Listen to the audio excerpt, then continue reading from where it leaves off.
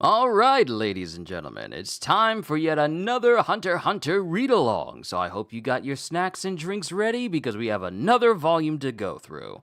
Yo, peoples! Kyushu92 here. Welcome back to Hunter x Hunter. Today we're going to be reading through volume 25 of the series. That includes chapters 261 all the way to chapter 270. So this reading will be a bit shorter than it was the last time we were here. So let's go and get to it. Because we are now at the point where Gon, Killua, Shoot, Knuckle, Moral, Icalgo, and Morelion,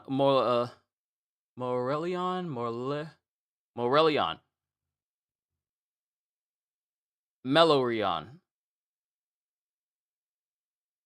Melioron. Sorry. That escaped me so much. Please forgive me. Hold on. Let me make sure the stream looks good. But we have them preparing to get to the castle because the selection is already starting. People have already been moved and sent over to the palace where Poof, Yuppie, Pito, and the king are going to be doing their selection, where the king is probably going to eat the people that have like Nen abilities or have like high concentrations of Nen in them. So now we're already here at the day of. So this is where the good stuff is about to get started. So let's go ahead and get started with 261. Chapter 261, Charge, Part 1. Also, Nove is not taking part in this because the daylights were scared out of him completely. They were scared out of him completely as soon as he entered in there because he could just feel the power of the king and the royal guards as well. So he's like, Nove is out. Nove is not going to be doing anything for anybody. But Chapter 261, Charge, Part 1. And we have Nove, whose hair has turned white from the ordeal, going, "The closer the entrance is to the palace, the closer its exit is to the throne room." Then we have Knuckle and Killua, Gon and Shoot, and Moral on his own. "Okay, I think we're all in agreement. We'll all charge in as close as we can from the exit by the central staircase." Shoot, Knuckle, Melioron. First charge versus Menthuthu-Yuppie. I knew it was something Thuthu, but now I know it's Menthuthu-Yuppie. First charge versus Menthuthu-Yuppie. Then we have Killua and Gon. Second charge versus Neferpito. Then we have Icalgo. Third charge, who's in charge of rescuing Palm. And then lastly, the fourth charge versus Shiapoof. Moral. So now we have who's going to be fighting who. And we cut to one of the ladies who's apparently taken a bath, being attended to by a chimera, going, "I thought exorcism would be a good idea since Sir Leo was so excited about it. But it sure is a pain." And it shows her front, and it shows her stomach getting bigger. "And it looks like the more powerful the ability I exercise, the bigger this gut gets. I look like the queen." Hina, Leo squad captain, because in the last volume, Leo died to Moral. "Losing your figure is a huge issue for a girl. Sir Leo better increase my rewards, right?" And then we have Shidore, Leo squad peon, and it's a chimera ant that doesn't exactly have lips to speak and just quietly nods. And then back to Hina. "I kept her around since she's a rare peon that understands speech, but can't you participate in the conversation?" And the ant doesn't answer. She says, "Say, can't you participate in the conversation?" And Shidore doesn't say anything. "I don't care. You can shoot her on sight." Oh, wait, who's this? Oh, no! This is Bizef! "I don't care. You can shoot her on sight. Even if she hides amongst the crowd, her foreign looks will stand out." And we have Director Bizef, who's sweating because after Palm basically put him to sleep, he's now frantic trying to wonder where exactly she's been because she's no longer there. Director Bizef, East Gorto Security of State, and also a lecturer. Darn it, why did she do this to me? Hello? It's me. About that. Hey. And it's one of those other chimeras that was there with Leo, the wolf one that was with the lobster. Welfin, former squadron leader to the Queen. Robbie, it's good to see you. We are currently on chapter 261. This reading will be a bit shorter because there's only 10 chapters this time instead of the, 14 last time? But we have Welfin, not Wolfin, but Welfin coming in. Former squadron leader of To the Queen. I'll call you back, because he's confronting Bizef. I'll call you back. Yes. I told you not to use your cell phone in here. Those radio frequencies give us headaches. Though we could also listen in. If I catch you again, I'll rip your whole arm off along with the phone. Yeah, I have several important cases that need immediate attention. You have to cut me some slack. A runaway woman is an important case. A runaway woman is an important case. And this gets Bizef's attention. And then he pulls Bizef off to the side. I could find her, you know. Really? I have a very good nose for things like this. I could track her if I had a piece of her clothing. The Royal Guards value the work you do, as do I. Let's work together for both of our benefits. All right. I'll go get what you need. Wait here. I owe you one if you can find her. I'll be the one who pulls all the strings, and for that, I need to bring down Bizef, not the king. And then someone chimes in to Welfin. Sir Welfin, emergency caution! Peon signals hurt my ears too, and they hardly make any sense. And then we cut to another part of the building where we find Nove's shoes. Because remember, when Nove infiltrated the palace the last time, he had to kill a chimera, but left his shoes because there was blood all over him. And Welfin is there. Gotta go, we'll watch it later. Alright, Ravi, I appreciate you just showing up at all. A bloodstain. It smells like Targater's blood. Dirty shoes. Gotta be an intruder. He took them off to avoid making footprints, so he must have gone further in. Was his mission more important than hiding the fact that he was here? There's a lot of mud. Must be that day it rained a week ago. That matches the time frame of when Targater went missing. There's no doubt that this intruder got rid of him. Did he abduct him? But why leave his shoes? There are no other bloodstains. If Targater was wrapped up in something and taken away, the guy must have come prepared. His mission was to kill or abduct an ant? But for what? I don't get it. Should I ask Shia for advice? No. I should catch the intruder myself and make him talk. And Welfin just dips his finger into the blood and sniffs it. And then he gets the scent. The tracks lead deeper inside the palace. This takes precedence over Bizef's woman. You, come with me. And two other chimeras trail behind Welfin. Yes, sir.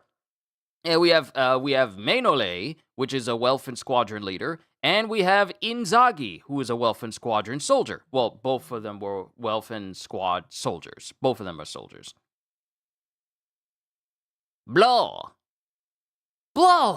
And Blow is the name of the lobster. Bloster. But I say Blow. Bloster, former squadron leader to the Queen. Cheater? I didn't know you were here. Learning my new ability took some time. but I finally mastered it. A new ability? Sorry, this'll be the voice of Blobster, the lobster. Cheeto? I didn't know you were here. Learning my new ability took some time, but I finally mastered it. A new ability? Cheeto, former squadron leader to the Queen. It's called the Blind Spot of War, Dance of the Cheetah. Huh? Well, good luck.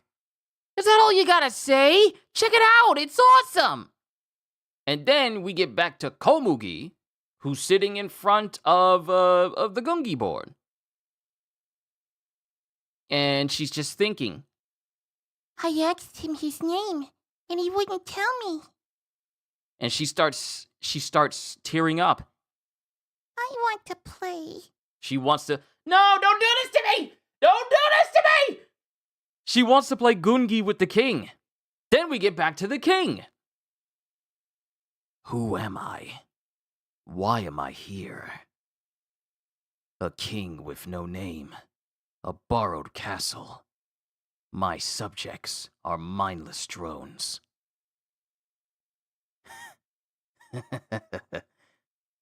If this is the mandate of heaven I have been given, I fear nothing except the tedium that it will bring! And he's just laughing internally to himself, just with this revelation. And he's just walking. He's walking, and then Yuppie is following him. Do not follow me. But sire... And all of a sudden, Yuppie gets smacked in the face. Don't make me repeat myself. And so the king walks off, but Yuppie just stays behind after getting given the stuffing smacked out of him. And then we get Pito. Now we've all been given a wallop. Huh? He's coming? The king says your inn is annoying. Huh? I figured he'd start complaining sooner or later, but taking down security is one thing I can't do. Then you tell him. I don't want to get smacked again. How about this? I can make a spherical hole in my aura around you, Your Majesty. Then you won't be distracted by it. Are you telling me to stay in one spot? You would have no way of knowing what I am doing from your remote vantage point. I gotta read that again. The inflection was so off. I'm sorry. You would have no way of knowing what I am doing from your remote vantage point. It would be impossible to move the space as I move. And watching my every move is out of the question. Yes, sire. I never considered it from a security perspective. Then, in order to avoid your aura, I would have to stay within the spherical area.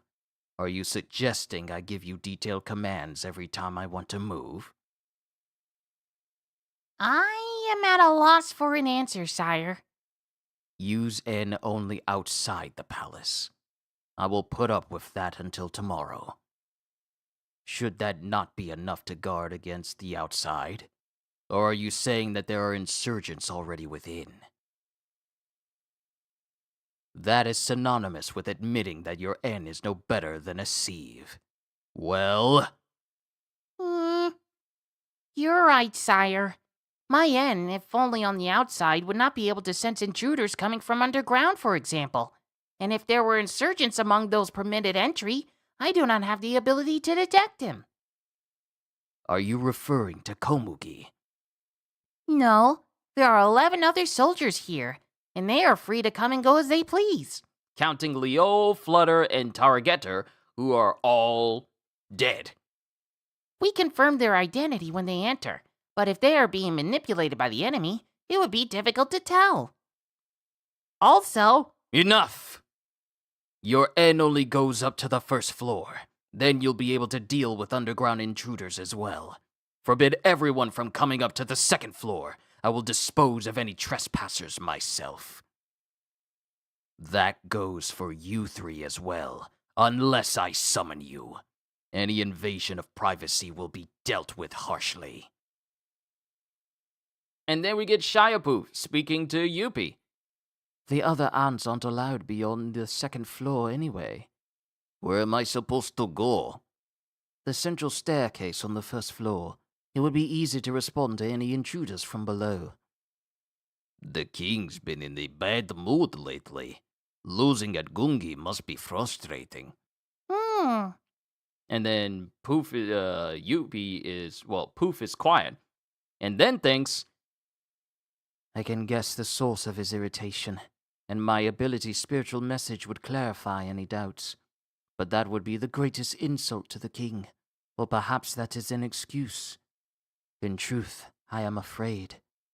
Whatever it is that is growing within him is causing me unbearable anxiety and dread.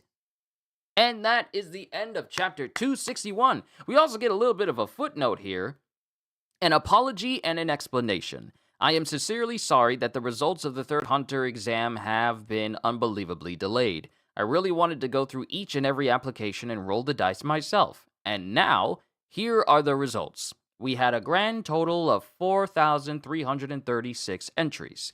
Thank you for your participation. I would like to describe the exam process and post the results and comments in this volume. It's been so long that I wouldn't be surprised if many of you have forgotten what name you used. Please put up with my selfish ways. Let's get started. And it doesn't show the results, so we can just move right on to chapter 262. Ravi, you absolute genius. I'm so glad I'm doing it this way. Yeah, I'm so glad I'm doing it this way. Chapter 262, Charge, Part 2. And we have the whole crew. Gon and the whole crew slip in through one of the exits that Nova left in the palace. Then, as it cuts to different panels of Gon, Killua, Ikalgo, Knuckles, Shoot, Melioran, and Moral goes, T-minus 7 minutes. I'll call you up with a minute to go. Gather by the entrance. Until then, do what you need to do. Right, they didn't go into the palace. They slipped into the space that leads to the palace. They're basically in the break room mansion. That is I still think that the Nen mansion that No created is such a cool concept. But they're about ready to go. Until then, do what you need to do. And then Knuckles. Melioran, about the plan. I know. Tap your shoulders 10 seconds. Tap your shoulder 10 seconds before I need to take a breath. And tap it again right when I hold my breath. Don't overdo it. Give yourself a wide buffer. And leave things to me when God's accomplice isn't in play. And it shows Melio just sitting down, but he's shaking, while Knuckles is just casually stretching. Withdraw? Why don't you have a smoke? Underestimating their sense of smell would be fatal. They could track us with just the residual scent of smoke. Or maybe the first breath I take could spell our doom. The boss will set up a smoke screen as soon as he goes in anyway. Maybe, but I want to eliminate as much risk as I can. I don't want any regrets. Then Nove pops into the mansion. There was some movement by the royal guards. All three of them were discussing something on top of the main gate. Pito stayed, Yuppie went inside, and Poof returned to the air. I don't think it's of any significance. I'll let you know if they move again. Yeah, anything'll be useful even up to the last second. Then we get Killua. So we're almost assured that the royal guards will be at the palace. He still has his doubts. And this is Gon. Then Ikalgo. Well, they're guaranteed to be near the king. There are no guarantees. You gotta be ready for that, or any surprise will paralyze you. You say that because you don't know how loyal they are. If the king is there, so are his aides. Still, you have to consider other factors too. Like what? Like if this or that happened. Yeah, right. And it's just Killua and Ikalgo just going back and forth while Gon just listens in. And then Shoot. Sheesh. How can they argue now at the 11th hour? If there was a factor, it would be a woman. And then everyone gets quiet. Then Moral stands up. One of the king's goals is to reproduce, right? What the king does in the palace is still a mystery, so it's gotta be making babies. I see. Then Knuckle. And the reason why, and for those who wonder why I say who's saying what, is that, sure, you could be reading along with me, but then again, you could be listening to this while you're driving. These are perfect things to listen to while you're on a long drive. So for those who wonder why I do that not just for the people who already read it, but for people who are not able to read the manga at that point in time. Yeah, I just thought I'd get that across because some people, I've had a comment about that in the past. Then Knuckle. That would explain why he'd want the guards away from his chambers. Maybe Baiza procured the woman for the king. And that's when the thought comes to Moral and Knuckle. Could Palm be with the king? There are no changes in the plan, no matter what situation Palm is in. I doubt Gon gets it. Because Killua gets it. Good thing we thought of it now. We should have been caught off guard if we weren't braced for it. Well, we would have been caught off guard if we weren't braced for it. And then Killua again after shoot. See? There's no such thing as overanalysis. There's gotta be more scenarios than what we can come up with. Yeah, something's still bothering me. Hey, Gon. Huh? Palm will take care of herself. Got it? Only focus on Pito, no matter what. The existence of a third party, woman or not, is a good point. That could be the reason why he feels so uneasy. Why did the king hurt himself? And that's Killua asking everyone. That's only your hypothesis. I know, but you agreed it couldn't be anything else.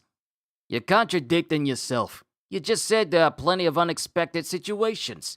According to that logic, Pito could have turned off his end for reasons we can't imagine. I know that, but it's still bothering me. T-minus 3 minutes. Is it worth thinking about this now? Yeah.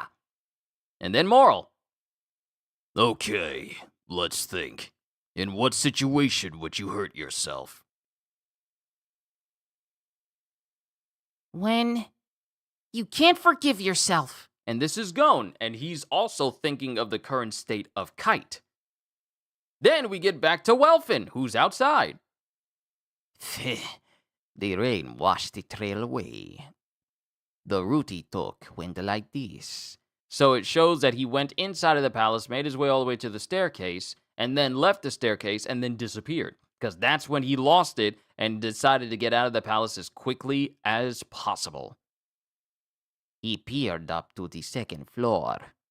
He didn't go up but went back inside. Did something happen that made him turn back? Or did he fulfill his mission? Or maybe he used his ability.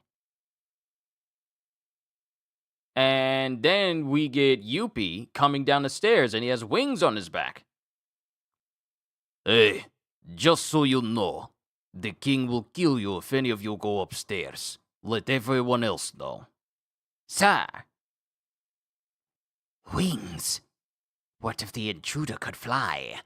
The shoes and the scent trail are decoys. It's possible he flew upstairs. He's got to still be inside, upstairs. Sir Yuppie. Wait a minute. Pito is using his in. He'd know if there was an intruder upstairs. No, sorry. Never mind. And then Yuppie's just looking confused like, eh? Then how did he get all the way in here in the first place? Sir Yuppie! What is it with you? Has Sir Pito ever turned off his aim? Say, on that rainy day about a week ago? Oh, didn't you know? The king tore his own arm off. Poof was in charge of Ain while Pito healed him. How big of an area does Poof's aim cover?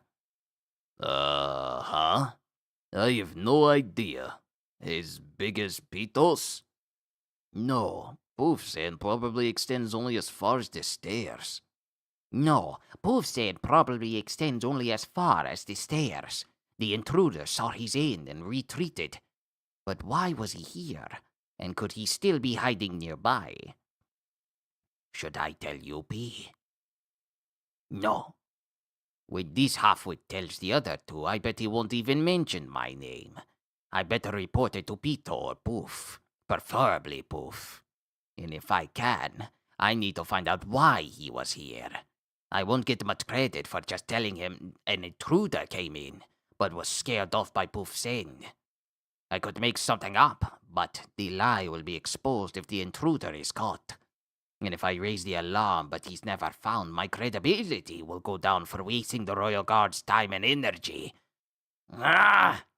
And then all of a sudden, this high-pitched sound starts coming in, and it hits him. That high-pitched noise! It's Bizef's cell again! And then he looks. Ah, what a great idea. And then we cut to Bizef, who's now speaking with Welfin. And so the intruder abducted one of my men. They saw an opportunity and took it. Leo said the guy has the ability to teleport. Your woman was complicit. She probably teleported with them. I'll just make sure Leo goes along with my story. He doesn't realize that Leol is already dead. Just don't tell anybody of the woman. Darn it. But why? That's the big question. But I figured that out too. What is it? To blow up the palace. Yeah, right. And he's just toying with Bizef right now. I found this. A piece of wiring used for time bombs. We have to tell... Wait! Not yet. We can report it after you found the bomb. Who? Me? Do we have that sort of time? What if the palace blows up while we're still searching? Calm down and put yourself in their shoes. They won't set it off unless they can be sure the king is in the palace. And when's that? When all the citizens are here, right after the rally starts. A glorious view of 5 million people. It's only natural for the enemy to assume the king wouldn't leave that to his double. True. I've seen assemblies like that at Ming's side many a time. It's euphoric ecstasy. More pleasurable than... Well, the horizontal polka. We still have most of the day. I'll follow his scent so it'll be easy to find the bomb. We'll create a very different impression if we present the guards with actual proof. Poof doesn't like having you around, but if you'll save the king's life, he'll be so grateful. and Bizef just looks like he's gonna get suckered into it and goes, You're right. I'll let you know when I find the bomb. It should only take a couple hours. You get the bomb squad ready. Bomb squad ready. Yes, you can expect a substantial reward for this. The chicken finally gets his wits back. Well, I'll make this good for him. I can talk the bomb squad leader into anything. The hiding place can be anywhere reasonable. Only my nose would know how I found it.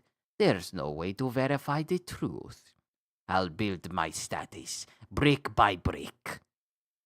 and then we cut to the Nen mansion.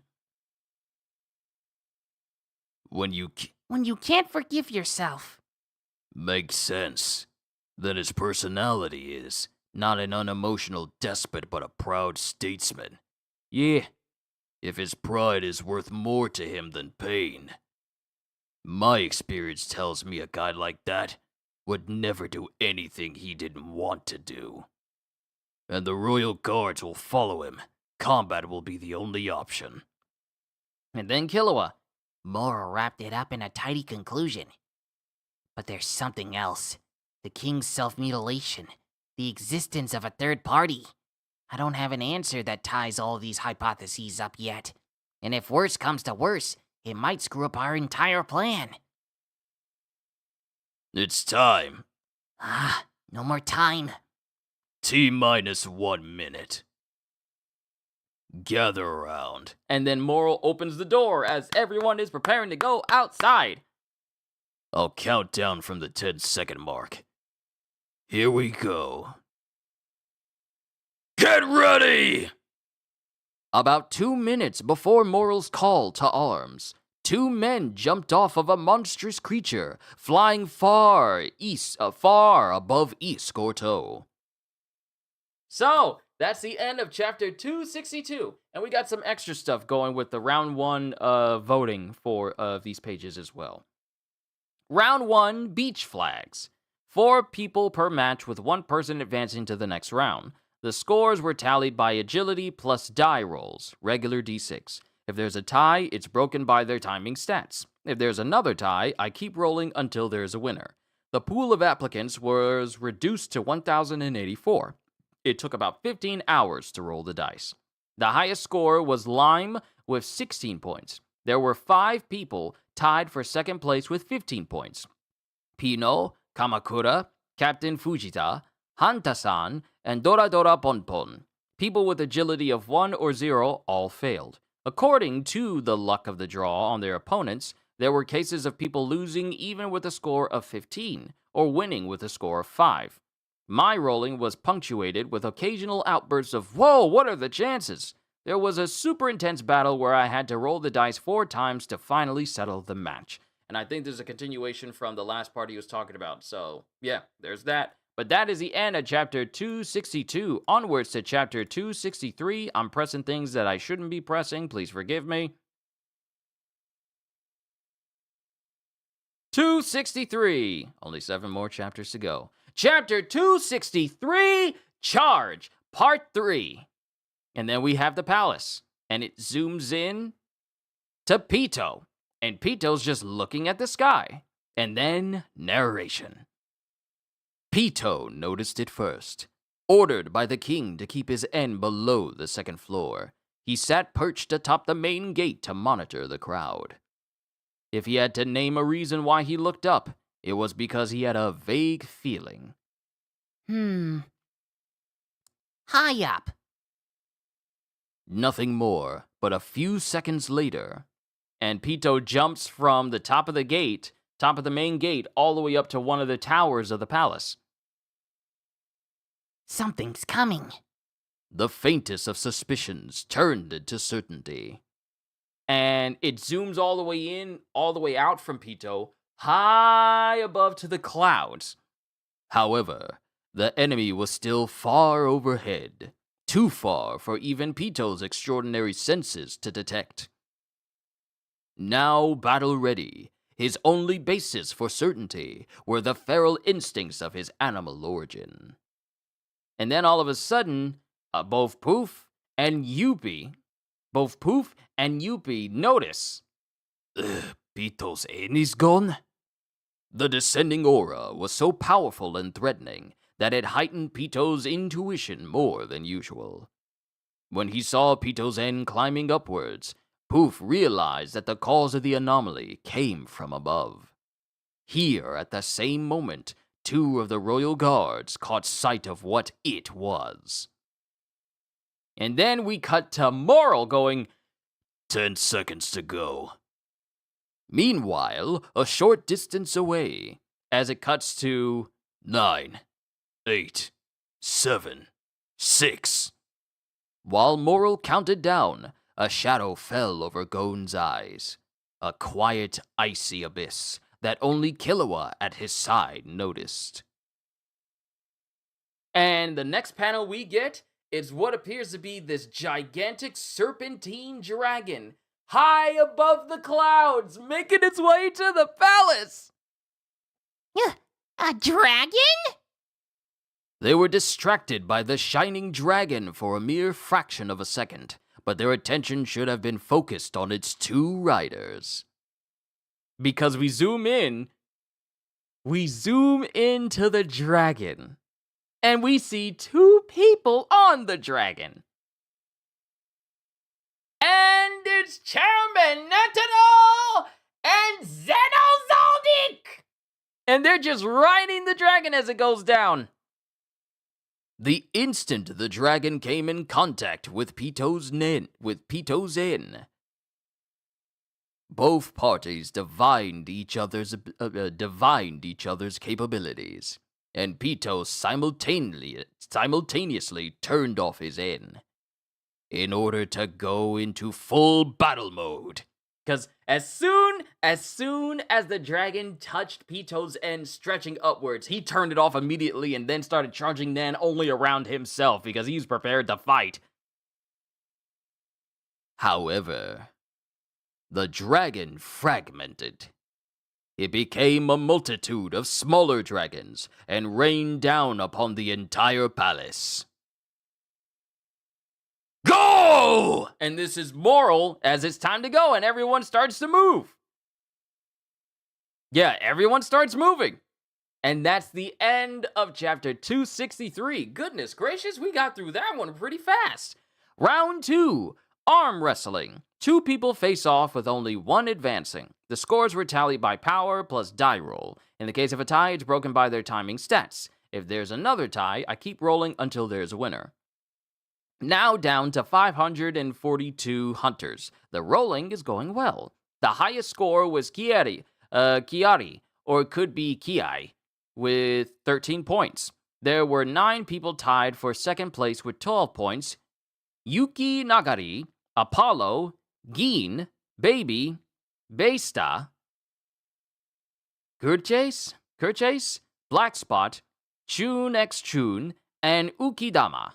The luck of the draw was even more crucial than in the first round. Even a hunter with a power stat of 1 could pass depending on his opponent, looking to fare well in contests of other parameters in the later rounds. And that's the end of chapter 263. Onwards to chapter 264! We are making good headway. My goodness, we're getting through this kind of quickly. Chapter 264, Charge, Part 4. Without a care for the consequences, Poof flew to the throne room on the 3rd floor, defying the king's orders. Saya! And then it cuts to the outside of the palace as these fragments of the giant dragon gets closer to the palace itself. Wyvern, Meteor Storm, Dragon Dive. For Pito, seeing the enemy and turning off his end to prepare for combat backfired. Huh? Where did they go? He lost sight of the two, who had completely shut off their auras and hid among the shining throng of dragons. But then it cuts to Pito's eyes, and Pito's eyes get larger but also more narrow. But Pito's 6 senses, honed to the extreme in the face of a menace to the king, easily pointed him to the invaders. A far greater threat than this reign of dragons was this human. And it shows Chairman Netero just falling through the air in a standing position. He's not diving, he's not bracing himself, he's not posing. He is literally just standing straight in the air, looking down at Pito. And Pito's right in front of him, too. And Chairman's just looking at him. And they're looking at each other. Puppet Master Serenity. Terpsichora. When Pito uses this Nen ability to fight at full strength, it takes less than 0.1 second from activation to attack.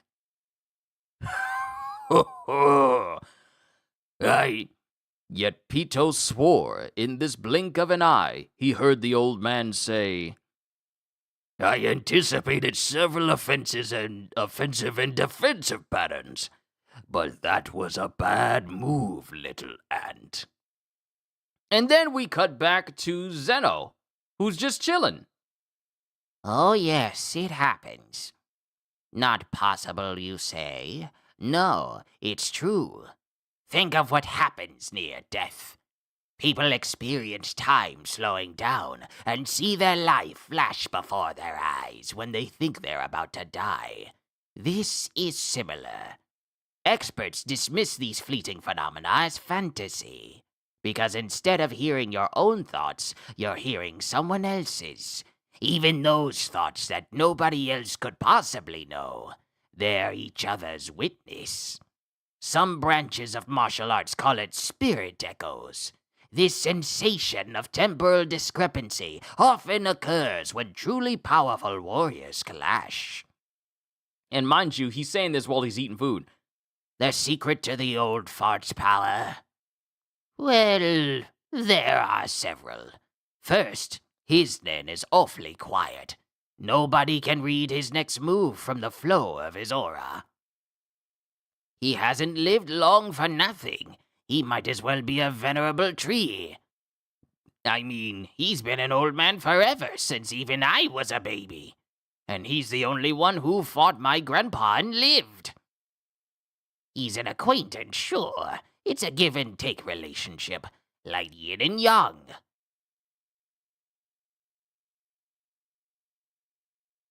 Oh, wait. Wait, who's he talking to?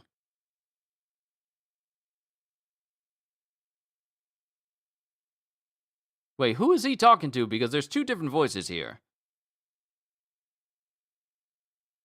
Is he talking to...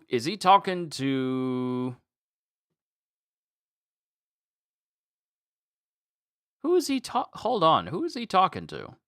Because it doesn't show who he's talking to. He's talking to someone, but someone goes, he's an acquaintance, sure. It's a give-and-take relationship, like yin and yang. Don't be stupid. We're not equals. He's always gotten the best of me. Huh? Oh, yes. The secret to his power. Other than that, well, in combat, the 100-type Guan Yin Bodhisattva. Better look out for that one. Pito had the impression that Netaro's movements were fluid and deliberate. Nay, there was no doubt that everything took place in the time between the activation of Pito's ability and its attack. Pito was only able to capture Netaro's movements with his eyes, by infinitely compressing his awareness, essentially stopping his internal sensation of time.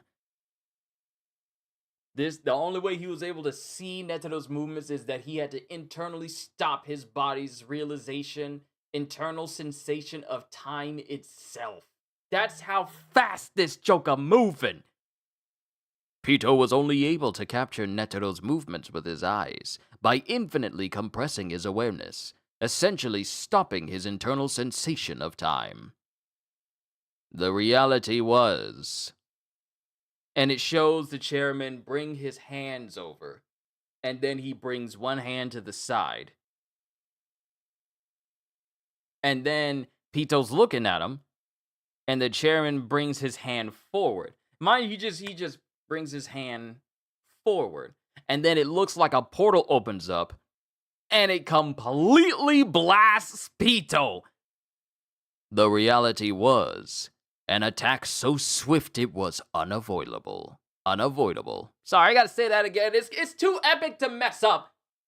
The reality was, an attack so swift it was unavoidable. And then all of a sudden, Pito just feels himself being pulled. Just being launched and hit by something that he couldn't even see. that attack came from an impossible direction. How did it... And then it shows Pito being driven back with extreme force. I'd appreciate it if you disappear into the distance. And then it cuts to Poof, Yuppie. It cuts to Yuppie, who's like sensing everything. And then we get the exit that Nove put up on the ground starting to materialize. And it shows everyone pouring out while Yuppie is distracted trying to sense what's going on. He's not even paying attention to the fact that Gon and company are inside of the palace right now. Midnight, the day of the rally. The assault team broke into the palace. And that's the end of chapter 264. Now we got some more rounds here at the end page. Round 3, high jump. 1. Timing stat minus the die roll must be more than 0 to make the jump. 0 or less is a foul. If the first roll is a foul, you get a second try. 2. The scores were tallied by jump stat plus die roll plus results of step 1. In total, 142 people fouled out.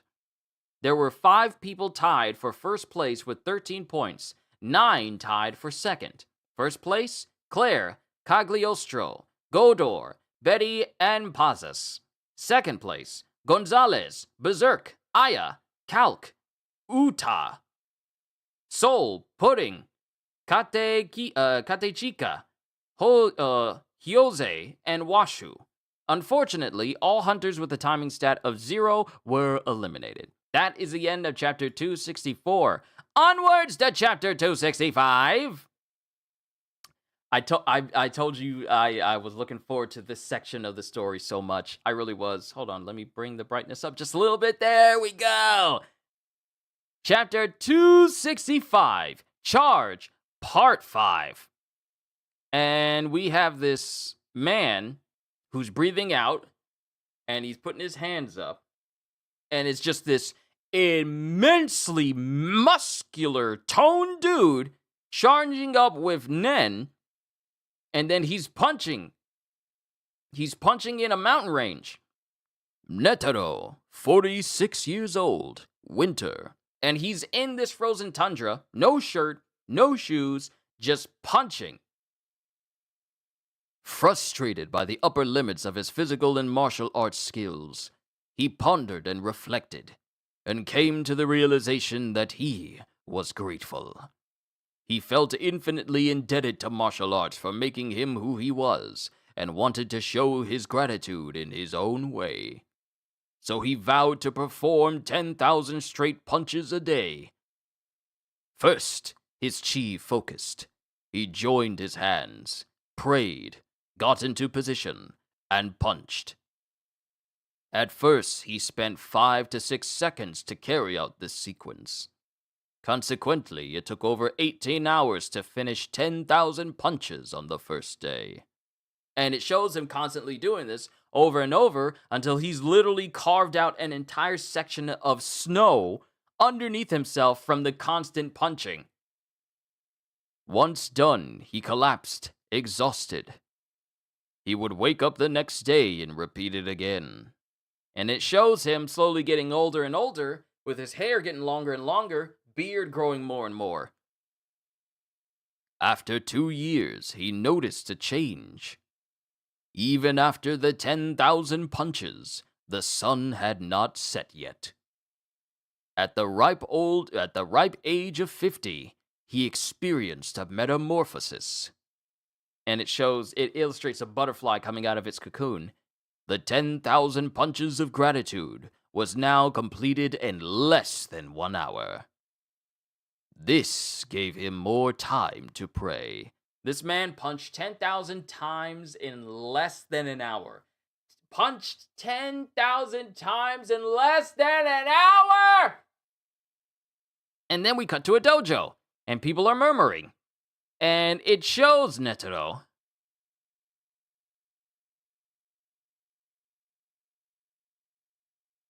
It shows Netero in there, but his clothes are all ragged. When he finally came down from the mountain. And then he's just standing there in front of everyone after shaking his hands. He just stands there, and then he's just a sudden blur. And then he punches. And then the ground breaks underneath his feet. And then we get a sound.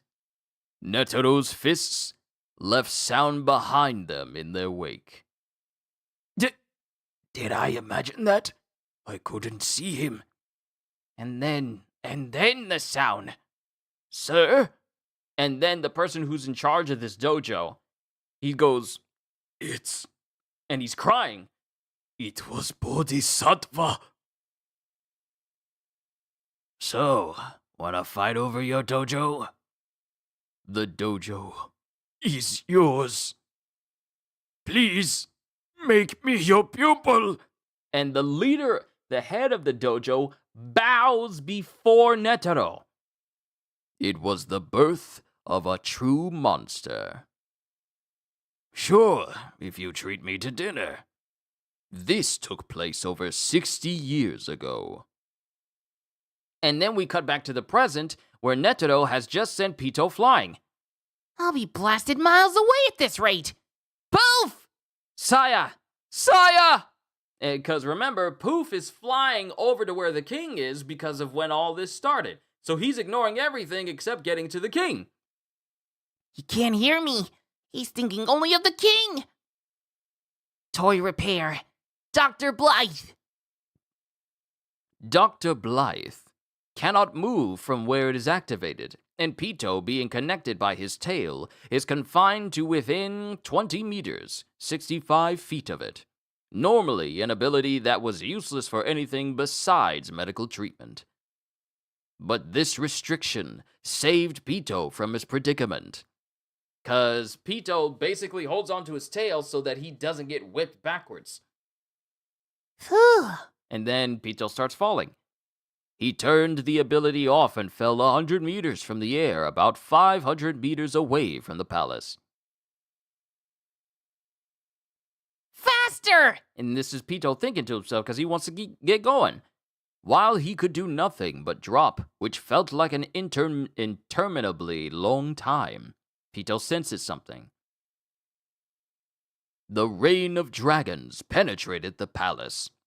Sire! And as they hit the palace, Poof notices everyone. No, Yuppie notices everyone. Shoot, Moral, Melioron, Knuckle, Flutter, Gone, and Killua. And they are all going in their respective directions in a very beautifully drawn double spread panel. I gotta say, when I see double spread panels like this, and how they are, they're just absolutely magnificent. They're absolutely magnificent. And then the next, we get another, wow, back-to-back double spread panels? I don't think I've ever read a series that gave me double spread panels one after the other immediately. Because the rain of dragons penetrates through the palace itself, and Yuppie transforms his body into multiple arms to contend with everyone, while Knuckle and Melioron run up the stairs. Gon, Killua, and Shoot then focus on Yuppie. And that's the end of the chapter! Round 4, Javelin. 1. Timing stat minus the die roll must be more than 0 to make the throw. 0 or less is a foul. If the first roll is a foul, you get a second try. 2. The scores were tallied by power stat and die roll, power stat plus die roll plus result of step 1. This round, 86 people fouled out. There were 2 people tied for first place with 14 points. 10 tied for second with 3 points. First place. I know what I said. First place, N and Claire. Second place, Renge, Michael Lucy, Onigiri, Shina Imon, Yoshikawa class 2 through 5, Kana, Hide, Satoshi, Todoroki, not Todoroki, but Todoroki, and Ibiro. Rounds 3, 4, and 5 were events where timing stats were crucial. It was tough for hunters with low timing, but if they survive, the points allocated to other stats will come in useful. Claire gets first place for 2 rounds in a row. Awesome! That's the end of chapter 265. Onwards to chapter 266. I feel like these chapters are having way more things for me to describe, so that way I could just get through them far quickly. Chapter 266, in the unlikely event of... Killua's first thought upon entering the palace was, I knew it! Why? Instead of feeling Pito's end, Yuppie, who wasn't supposed to be on the first floor, was standing before them. Experience enabled Killua to remain calm when faced with this implausible situation, which had never come up during their discussions. And Yuppie's looking at him. Who are they? Where did they come from? Yuppie was similarly faced with an implausible situation, but he promptly ceased all thought processes. And all of a sudden, he starts making extensions out of his body that turn into very long, lanky, but also heavily clawed arms. But he promptly ceased all thought process and shifted his shape. I am a shield. Protect the king with my life. He was the only non-human hybrid among the royal guards with magical beast genes instead. Perhaps because of this, he cared less about his identity as an individual, but this lack of ego translated to strength. And it shows Yuppie zoning in on Shoot. Well, Shoot I guess, drawing aggro. Shoot stopped short when Yuppie smiled belligerently and began transforming. But this was not because Shoot found himself psychologically defeated.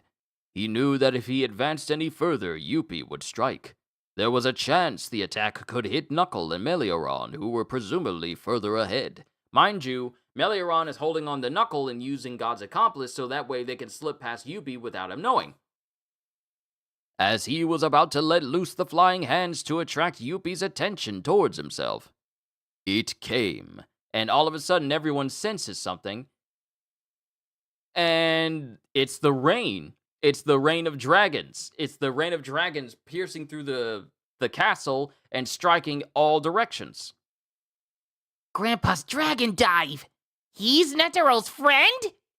Killua, the only one who knew what was happening, froze because of it. The shock for the others, being ignorant, was much greater. Only two of those present, Gon and Yuppie, thought of nothing but the enemy they faced. Now, mind you, ever since this started, Gon's eyes lack the shine. That little white dot in the corner, that's gone. Well, actually, it's right here. It's literally right here, where only two of those present. It shows it right here, but then he loses it when he starts running straight towards Yuppie. Only two of those present, Gon and Yuppie, thought of nothing but the enemy they faced. He went rogue? Why? Your target isn't Yuppie! No, there's a reason behind it. And Gon just runs straight towards Yuppie, even though his target is supposed to be Pito. Killua, a moment behind him, and the others a fraction of a second later, realize why. How could he think so fast in this situation? In the unlikely event that Melioron and Knuckle, with God's Accomplice in play, were instantly killed by the arrows without being able to take a breath, would the ability be deactivated? Or, as Nen intensifies after death, would they decay without ever being found? The answer was unknown. If it were the latter, there would be no way of knowing if they were still alive. Then, in this unlikely event, someone else would have to take on Yuppie instead. And then it cuts to Shoot looking upset. That should have been my job. Gone! It's not Shoot's fault. Even I realized it after Killua. Shoot, don't blame yourself. Get your composure back. If Gon and Killua are taking on Yuppie, you have to take on Pito. But Shoot felt a different emotion. He was almost moved to tears, almost cried out with admiration. Gon! I want to tell the whole world, that's Gon, so much younger than me, and yet I owe him everything. I feared face and danger, and opportunity. I pushed myself inside the safety of a cage, muffling even my own words, so that nobody could ever hurt me. I hated myself, but I couldn't fix it. My friends and my teacher gave me advice, but I brushed it off. They didn't have those fears. It was true. Shoot shied away from everything.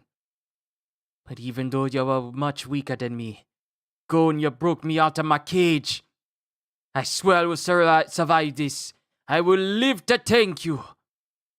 But he did not realize he came into his own when faced with adversity. And then Moral notices, good, as Gon continues to move towards Yuppie. But then, all of a sudden, Yuppie gets pushed and hit from the side by something he can't even see, and his eyes immediately dart over in that direction, kind of surprising everybody else who's there. And it's Knuckle who hits Yuppie. Hucklewear, Bankruptcy, Chapter 7! And mind you, Melioron is still holding on to him, so it was an invisible hit from Knuckle. Now we know! Knuckle and Melioron are alive. Because they are fine, despite the fact that this dragon rain is happening. And then Poof flies in. Sire!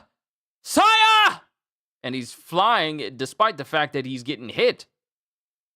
Through the deafening roar of the central staircase crashing down. And he looks in the room. He looks in the room where the king's supposed to be. through the deafening roar of the central staircase crashing down. In the throne room, with its master gone, Poof smiled silently. And that's the end of chapter 266. Round 5, long jump. Timing stat minus the die roll must be more than 0 to make the jump. 0 or less is a foul. If the first roll is a foul, you get a second try. 2. The scores were tallied by jump stat, speed stat, plus die roll, plus result of step 1. In this challenge, 62 people fouled out. There were 5 people tied for first place with 17 points. 16 tied for second with 16 points. First place, Tenten, Seto Bakura, Ito King, Gusura, and Tosakarion X. Second place, Fumio, Elder Mandela, Berserk, R, Kenji, Watchhond, Falcao, K-Waffle, M, Killua, Killua Mizuno, Rock, Paper, Scissors, Evans, Yukito, Yuraku, Ace 2, Morning Musuko, and Jiro. Only 17 people with a timing stat less than 2 remained. That is the end of chapter 266. Onwards to chapter 267. Wow, I feel like these chapters are going by because we're right in the middle of the action. This is the most crucial thing. This is the most important part of Hunter x Hunter that I've witnessed, and I cannot wait! Chapter 267, Activation. After Yuppie got hit. What? Who just attacked me? I didn't see it. Did they throw something? Was it in my blind spot? Activate. Hackaware. Bankruptcy, Chapter 7. And immediately, that same debt-related Nen ability that Knuckle has activates. They had verified beforehand that Hackaware could work with God's accomplice. No damage or change. No damage or change. Think about it later. Yuppie is unable to see APR while God's accomplice is in play, so it was reasonable for him to set aside his doubts and turn his focus to the enemy in front of him. And Yuppie starts changing his head. Like literally morphing his head. So far, everything was going exactly as planned. But, even though Knuckles succeeded in landing a blow, he felt a chill down his spine. Jeez, can this be for real? I can't see the limits of his aura. As Yuppie changes his entire body and his shoulders to basically a giant head with multiple eyes all over. A veteran of over 5,000 battles, Knuckle was able to quantify his opponent's power based on his past experiences and instinct, and coming across a foe with unprecedented powers was not even a rare event. But Yuppie was a monster with such a titanic amount of aura that he was on an entirely different scale than even the most powerful opponents Knuckle had ever fought. 5 times that of moral? 10 times? More? I can't tell. He had never felt anything like this before. Say he's 10 times. At 700,000 aura. How long would it take for him to go bankrupt? Just then, Pito's ominous aura enveloped them all. Yuppie did not fail to notice them stiffen. As Yuppie proceeds to enlarge his arm and with one singular strike destroys the entire stairway. And if the way they have this timer is correct, it goes from milliseconds to seconds to minutes to hours. Only 3 seconds have gone by. Not 3 minutes, 3 seconds. And then we get back to Pito. The instant the rain of dragons penetrated the palace, Sire. Pito used N as a reflex. With no wings with which to fly, Pito had no alternative but to drop straight down. But this may have been fortunate. If he had the choice, Pito would have headed straight for the king as Poof did. It was doubtful he would pause to use N in that case. So? And then he's using his ability to search through the entire palace. Searching with his N. On the second floor of the West Tower. He's with the blind girl in the guest suite. Of the royal guards, Pito was the first to discover the whereabouts of the king, and of the two approaching assassins. They also used Den to locate his whereabouts. This helped him realize the supreme gravity of their situation. Pito curled up like his four-footed ancestors, and his quadriceps femoris, hard as steel, swelled up to twice the size they were when he leapt at Kite. And Pito basically enlarges his muscles, because while he's in the air, he does that so that when he hits the ground, to fly to the king's side faster than the intruders. As soon as he hits the ground, he basically turns into a bullet and he goes straight towards where the king is. But then, Pito felt a negative energy emanating from his destination. That, for a moment, made him regret his hasty leap. This is the king's aura. His liege's aura was so unguarded that his state of mind was easily deduced. Pito was painfully aware that the course of events were heading in an unimaginably and dramatically bad direction. Then we cut to a drop, and we get a drop of what appears to be blood, and a destroyed Gungi table. We have Komugi, and the king. And Pito pops into the window to see the king holding Komugi, and she's bleeding from her side. And we don't even see the king's face in this instance. The central staircase came crashing down. And that's the end of chapter 267. Whoo! Whoo! Whoo! Also, the two individuals that were making their way towards the king was Netero and Zeno. So, yeah. The two old dudes are making their way there. Round 6, Knuckle Power. 2 people face off with only one advancing. The scores were tallied by power plus stat, power stat plus timing stat plus die roll. In case of a tie, the one with the higher power stat wins. If there's another tie, I keep rolling until the tie is broken. Now there are 126 people left. There were 2 people tied for first place with 16 points. 4 tied for second with 15 points. First place, Hiroki and Supi. Second place, Umahiko, Asuka, Crowblood, and Sesamine. Most applicants who lasted this long had stats that were balanced overall. There was only one specialist who put more than 7 points into one stat. Of those who had some of their stats set to fractions less than 1, none remained. But that's the end of chapter 267. Onwards to chapter 268. We're almost done. We only have 69 and then 70, and then we're done. Wow, it's only been an hour. It's only been an hour. Chapter 268, The King. And we have Netero, Zeno, the King, Komugi, and Pito.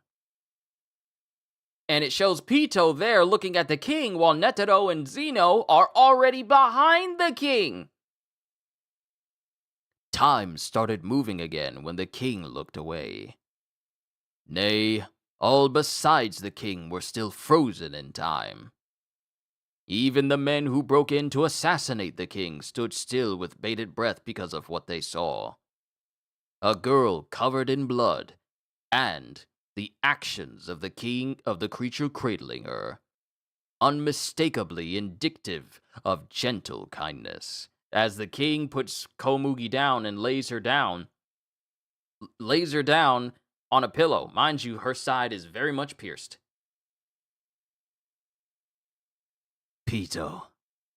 His expression was back to normal, Sire, though that increased Pito's uneasiness. But, heal Komugi. I entrust her to your care. Here was the king. His imperial tone was full of commanding force. Pito sprang into action. His body quivered with joy. He did not understand the tears on his cheeks. It was an act of folly for the hard-bitten veterans to stand by simply watching, yet they did it as an expression of respect. This was a moment full of love towards one human life. An intrusion here would mean the loss of all of their justification and humanity. This is not what you told me I signed up for. Zeno's rebuke was just. Netero felt the same. Not here. Mumbling as he stood up, the king offered an unexpected proposal. We should go somewhere else. I am not sure that would be more convenient for you. I am sure that would be more convenient for you as well. Split the king from his guards.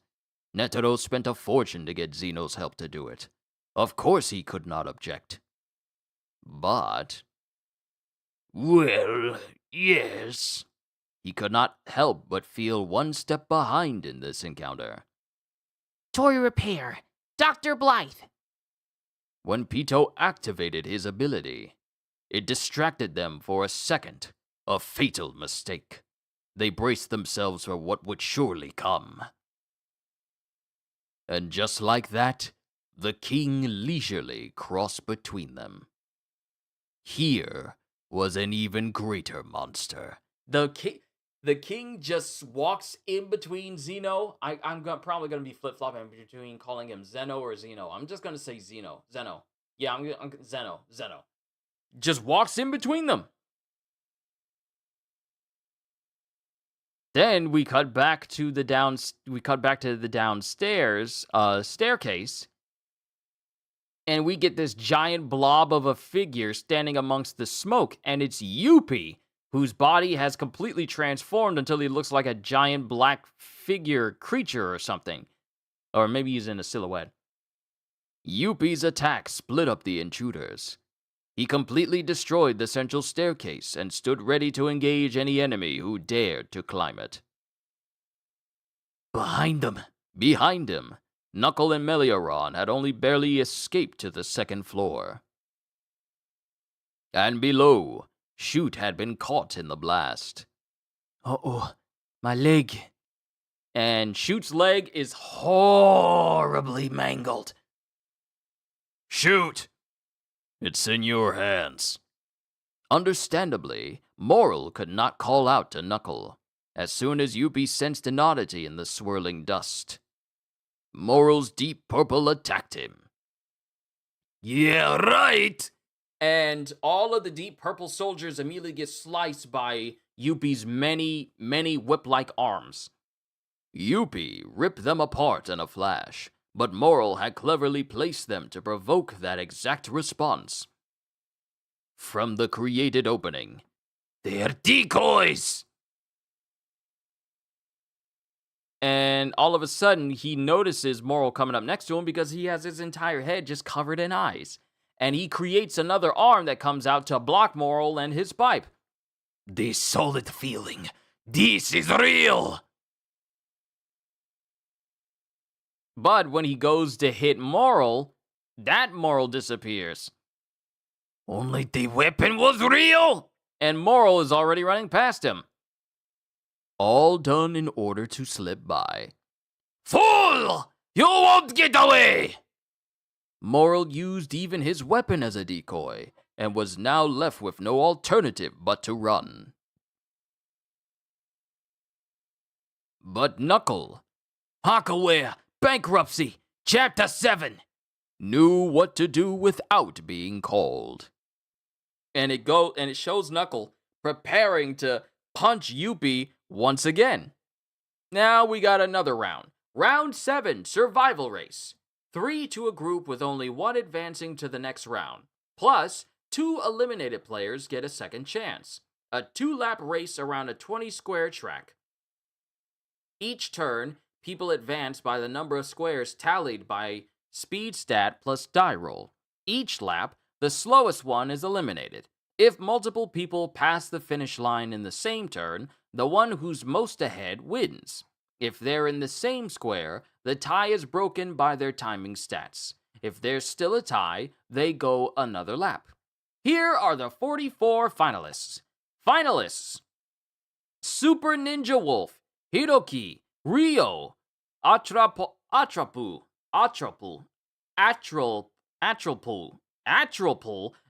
This name.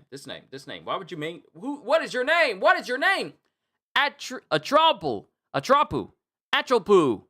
Nuo, Kibblewhite, Bonkichi, Akihiro, Shinobi, Saikipuon, Sadaya.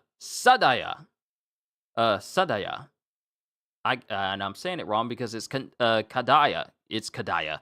Uchi, Tenten, Nameless, Ma, K-Waffle, Tobaya, L, Hiropon, Danda, Roulette Butler, Hiroshi, Miho Kubota, Satoshi, Gusura, Atsushi, Supi, Ageha, Machika, Jam Aji, Umahiko, Sid. Just all these different names, and then you just get Sid. Crowblood, Chitu Bazooka, Kikyo, YT, Mook, Sylvian, Neus, Deep Impact, Toshi, Yukito Yuraku, Taika Paulonia, and Kana. Congratulations! Onwards to chapter 269, since that was the end of chapter 268. We are almost done, everybody. Chapter 269, Adversity is a Good Thing. And it shows Knuckle hitting Yuppie again. I'm trying my darndest to blast him over the horizon. Yet I've only got 590. Hakaware accrues interest as time passes, including additional damage received. 10 seconds feels like an eternity. And mind you, the entire area is still filled up with smoke, so Yuppie can't exactly see who's around and wondering who hit him. I lost him! Darn you! Yuppie, seething, was brought back to his senses by a shadow glimpsed by his extra eyes. Shoot, with his right leg crushed, found himself standing atop one hand with the other leg. He had never tried this before, but he was convinced that this would be his signature move. He did not have a clear reason why he also covered his right eye, but he enjoyed how feeling cornered filled him with a newfound strength. So many notifications. Sustained by adversity, Shoot took flight. And Shoot is just flying around on this one hand, all around Yuppie. His ferocious and aggressive speed succeeded in focusing Yuppie on defense for a split second. All to help the others advance. Because it shows one hand going, and it shows it grabbing Moral's pipe, and it looks like it's going right back to Moral's hand again. Shoot, Knuckle. Once this is over, let's drink ourselves silly with the best booze. That's the only way I can think of to convince you to a group hug. The massive amount of dust created helped to diffuse Moral's smoky aura throughout the palace, so he could monitor the situation. His target, Poof, was in the throne room.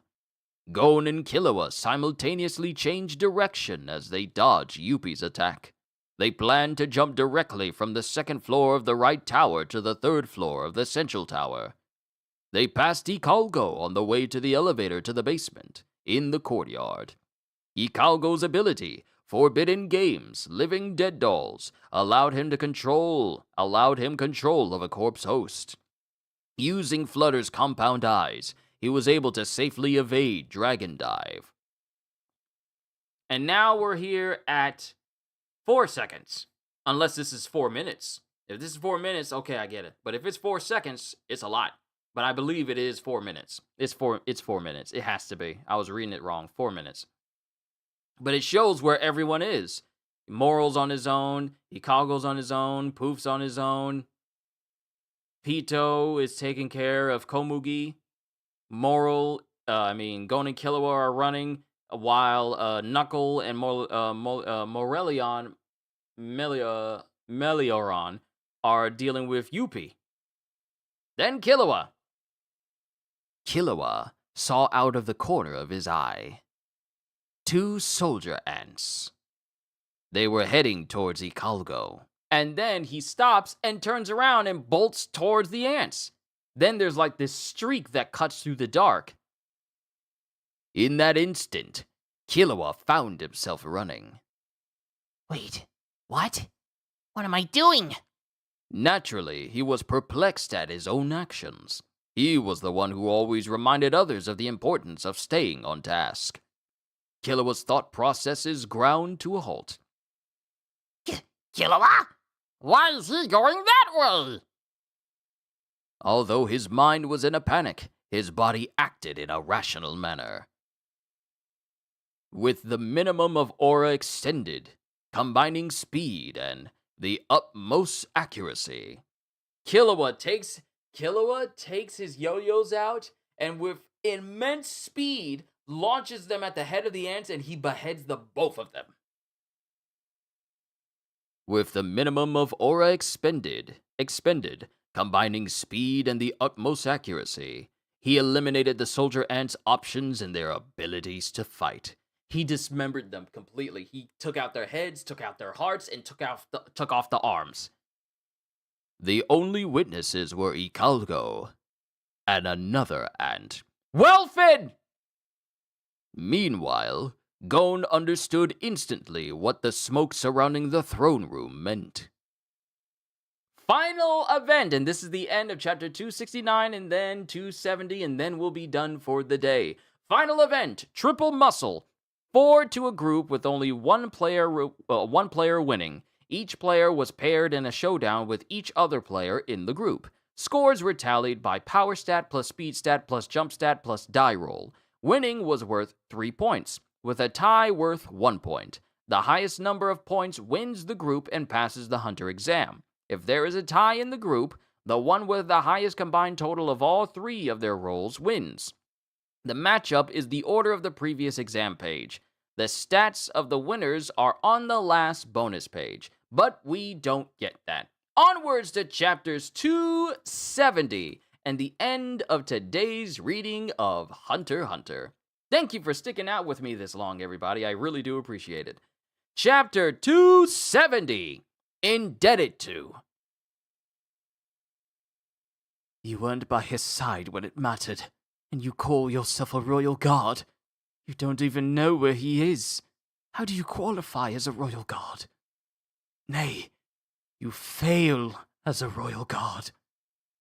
That's all. Huh. Poof's devotion was strong, but it clouded his judgment as well. So, Poof, former royal guard, incompetent fool, dimwit, you fail as a royal guard. Oh, you have no idea. If the king isn't where you head to, now where will you go? You will be less than incompetent. He had a preconceived absolute ideal to live up to, with no room for amendment. No, Poof, you scum of the earth. You just don't want to admit it. You don't want him to be with that girl. That applied not only to himself, but to the king as well. The king would never be so concerned with a lowly human that he would actually go to her chambers. Such a thing should never happen. This almost mad fanaticism. But he is likely there. I knew that before I got here. You fail as a royal guard, not because you didn't know his whereabouts, but because you didn't go there even though you knew. Poof, you lowly infidel! You are beneath worthless. You must not expect anything from yourself.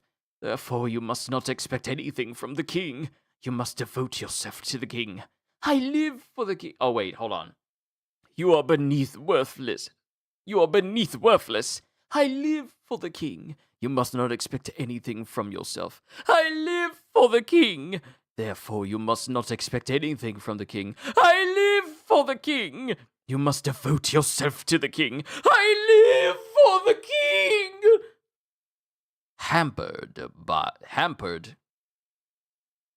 Hampered Poof's normal thought process. Yeah, this almost mad fanaticism hampered Poof's normal thought processes. I must go to the king's side. For a few seconds after Poof arrived in the throne room. And who's confronting him in this smoke-filled room? Then the Smoke King himself, Moral! And he's just letting out smoke and smiling. Hey, And then Poof just takes off. not even a response? Off to the king's side, is it?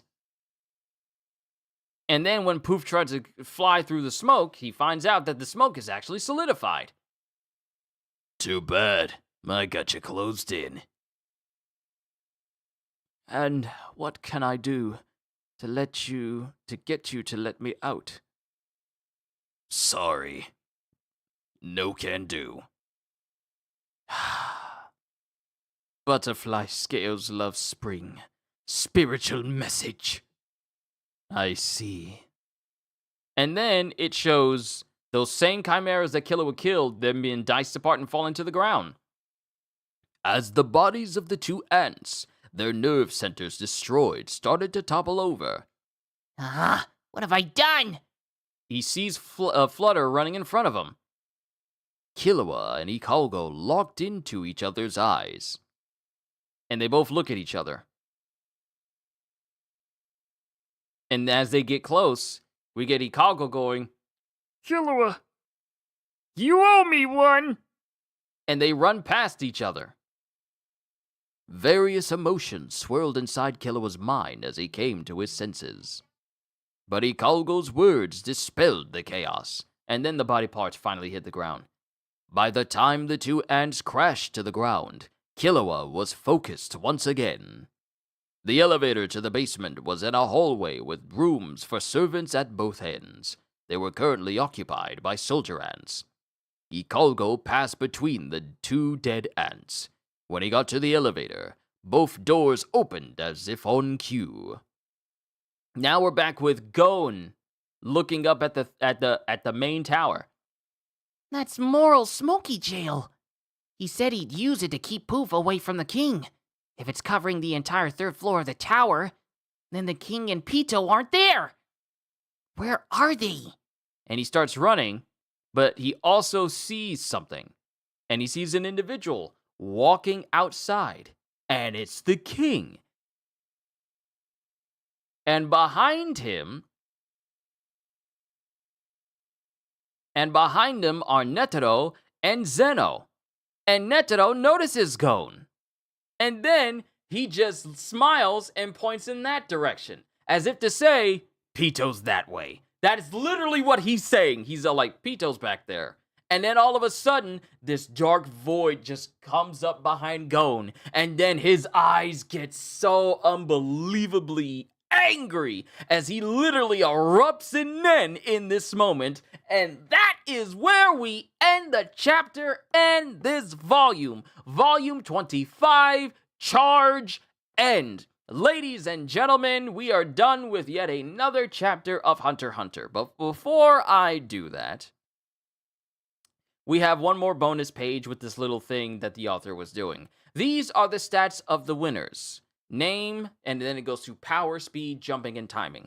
Up top, we have Super Ninja Wolf with 4, 5, 3, and 3. Then Bonkichi with 3, 5, 3, and 4. Then Saekipuon, Saekipuon, who has 4, 5, 3, 3. Then we have Nameless with 3, 5, 2, 5. Then Tobaya with 4, 5, 4, 2. Then Satoshi with 6, 6, 1, 2. Then Atsushi with 4, 6, 3, 2. Then Sid, out of all these names, Sid, we have 4, 4, 4, 3.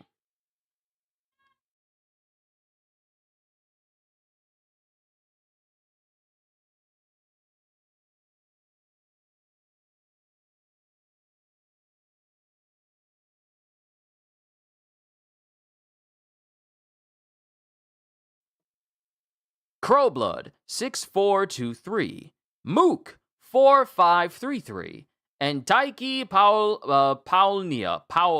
Paulonia with 5523. Now you can call yourselves hunters. That is the end of this volume. I cannot wait to see you all again. Can't wait to see you guys again when... Sorry, I wanted to make sure that the volume was up and I wasn't just, like, quiet the whole time. Sorry about that. Hold on. Okay, yeah. Because I remember reading, like, for an entire hour, like, entire 30 minutes and several chapters, so I'd want to make sure I never did that again. But ladies and gentlemen, we are done with volume 25 of Hunter x Hunter, and I believe the next volume is where things are going to get incredibly good, because my memories around that fight and all the stuff that's about to happen, it's slowly starting to come back to me, but I can't wait to read it in the manga. I gotta speak to MJ about this, buddy of mine, brother of mine. But that's all I got for you guys today. I'm going to take a break, eat some lunch, and then prepare for the One Piece Pirate Warriors 4 DLC special selection pack with Eneru, King, and Zephyr. And I can't wait to see you guys then as well. With that being said, hope you all enjoyed. Can't wait to see you all in my next video. Like, comment, and subscribe if you haven't already. Even consider checking out the Patreon, because I am always looking forward to entertaining you. And because I know you're coming back anyway. Have a fantastic day. And once again, as always, later, peoples!